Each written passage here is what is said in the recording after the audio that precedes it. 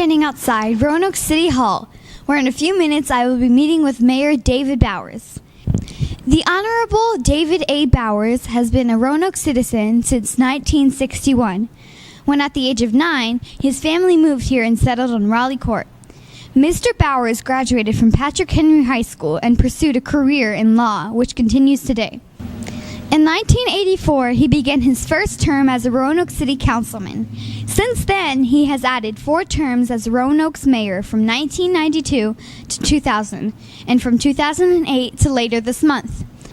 Altogether, Mayor Bowers has served the city in official office for 24 years. His service has not been without controversy. Late last year, many people demanded he resign after Mayor Bowers made a statement comparing Syrian refugees with Japanese American internment camps. World-famous actor and one of thousands of Japanese American citizens who were imprisoned during World War II, George Takei, was highly critical of the mayor's statement. Despite that difficult period of time, Mayor Bowers has carried on as a friendly mayor Roanoke citizens have known for so many years. In May of this year, Mayor Bowers met Mr. Takei at the Mill Mountain Star and later presented him with the key to the city. Many call my guest Roanoke's comeback mayor. I am pleased to introduce you to Mayor David Bowers. Thank you for inviting me to see you today, Mr. Mayor. You have been in office off and on since 1984, 16 of those years as mayor. As you end your time as mayor, what unfinished business or goals do you hope Mayor-elect Sherman Lee and the incoming City Council will address? Well, number 1 would be Amtrak, number 2 would be Center City Development, and number 3 would be protection of Mill Mountain. I've worked for 20 years or more to bring Amtrak passenger rail service back to Roanoke. It hasn't been here since 1979. And I really would like to have been mayor when the Amtrak came back into the city. But Mayor Lee will be the mayor. I hope I'm there for the grand celebration when Amtrak passenger service returns to Roanoke. Secondly, 20 years ago, we were talking about downtown development, but we're really now talking about Center City Roanoke development. That's an area not just including the downtown, but the south side down to the Virginia Tech Carilion Medical School and all of that development that's going on down there, and the Valley View development with the new interchange and the opening of Evans Spring. So over the next 20 years, I think you're going to see a huge difference in the development of the skyline of Roanoke all along I-581 from Valley View to downtown and then on to the medical school complex. The third thing would be the protection of Mill Mountain. I am opposed to having any development up on Mill Mountain. I'm in favor of development here on the valley floor and along Jefferson Street and along I-581. I want people to enjoy the natural beauty of Mill Mountain and the zoo and the Star, but then to stay down here in our downtown Center City area and to go to the shops and the restaurants down here. So I think it's important for us to make sure that we protect Mill Mountain. Those would be the 3 issues that I'd want to see the next mayor and the council be sure to take care of. In November, I remember many people in Roanoke were angry at you for something that you said. There was a meeting where citizens came and expressed their desire for you to resign for what you said. I was also in the audience many months later when you stood next to George Takei, gave him the key to the city, and received a standing ovation from a full house at the Jefferson Center. How did it feel to get through that period of time, and what does it say about your relationship with the people of Roanoke? Well, that's a good question, and I would say I've been very blessed to have been elected 4 times as the mayor of Roanoke. I'm finishing 16 years, so I've had a great run at it. As I tell folks, I guess I had 16 years and 1 bad week.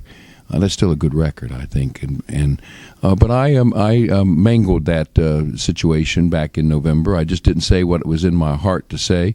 It to the extent that it might have hurt my reputation for being very friendly and outgoing. That hurt. To the extent that it might have hurt the good reputation of our city for being a welcoming city. That was something I was determined to try and rectify, put back in place. Roanoke is a great city. It's the only 6-time All-America city in the United States.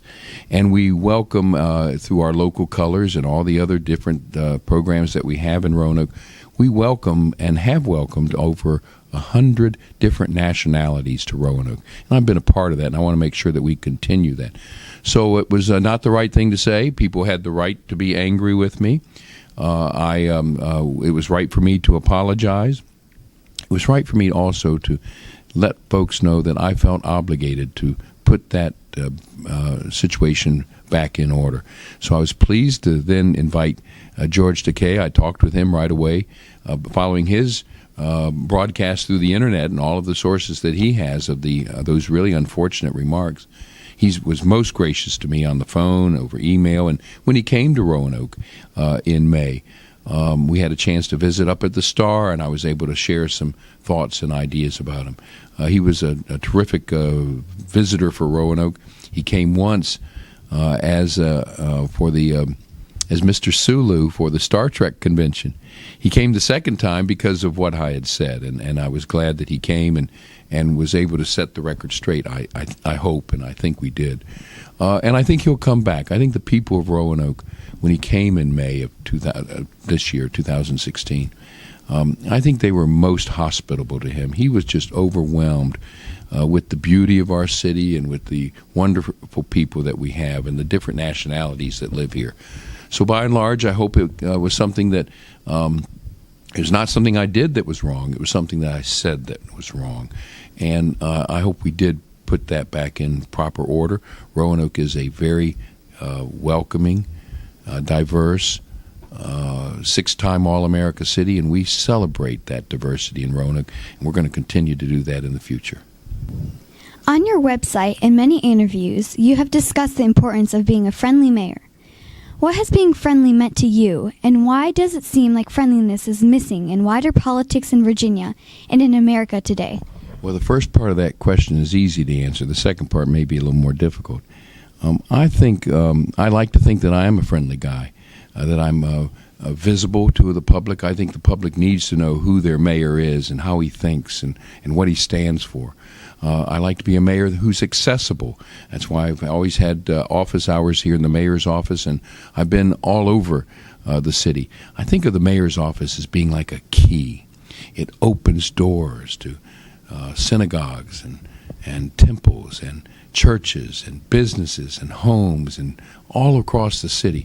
And I like to be out there among the people and hear what they have to say, because it's important for me, and I'm not a person who just says this. I believe it's not just my agenda that I have to take care of as the mayor. I have to figure out what is the people's agenda. And then I've got to, as the mayor, try to move their agenda along. So I think it's important for a mayor, and it's been important for me, to be visible and accessible, responsive, and friendly with our citizens. And I hope that's what I've been able to project over the many years. I'm just a working class guy. I don't make any pretense of being anything but a working class guy. I've got diplomas and great education, and I've been practicing law 37 years. I've taught at 3 different colleges, and I've been mayor for 16 years. So I've had a great record. But when you scratch under the surface with me, I'm still just a working class guy. That's what I think of, and I think it's important for people to relate to their elected officials. And when I run for office, I promise people that I'm going to give them my heart and my honesty and my hard work and my good sense of humor, which is sorely needed in this business. And I guess that may go, so that's the answer to the first part of your question. The second part is, God help us, people just do not seem to be respectful of each other. And we see it on the streets. We see it in the court system.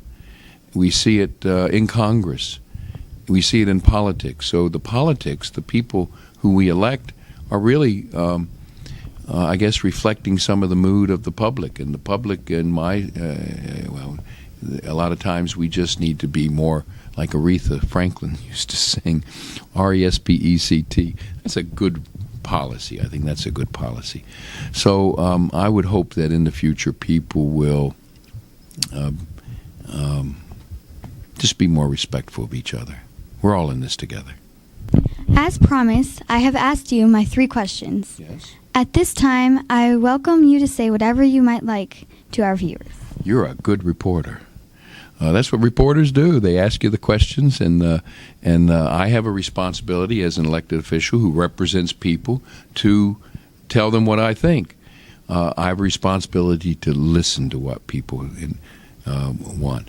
Whether it's at my law practice or as mayor, I've got to listen to what people want, and then I've got to present their ideas. And so I've done that in my professional life as a lawyer and as mayor, and I hope to continue it now that I'm leaving the mayor's office and going back to the practice of law. I want to thank you for visiting with me here in the mayor's office. I'm going to invite you to come and sit in the mayor's chair. That's a tradition that I started back in 1992, long before you were born. And I like for people to think about it, because this is the people's chair. This doesn't belong to me. This belongs to the people of Roanoke. And I thank them for letting me have an opportunity to sit in it for a little while.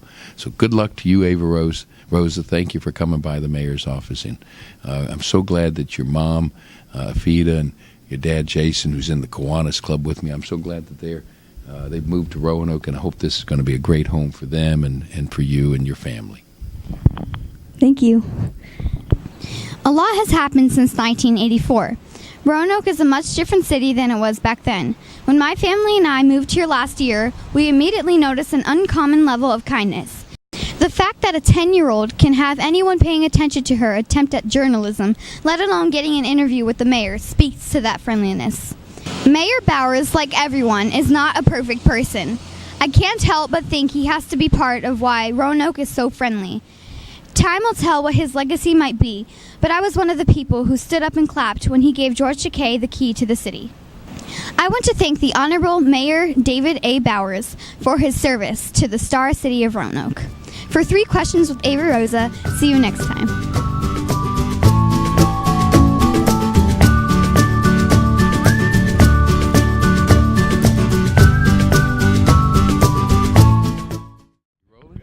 Ha-ha! Now I get to turn the tables. We have never had a woman mayor of Roanoke, so you could be the first, Ava Rosa. I kind of like being on this side of the microphone. I'm not sure. And who knows, someday maybe you'll grow up to be the mayor of the greatest city in America. What do you think about that? Yeah, that'd be awesome. Yeah. Sure is awesome. I can attest to that.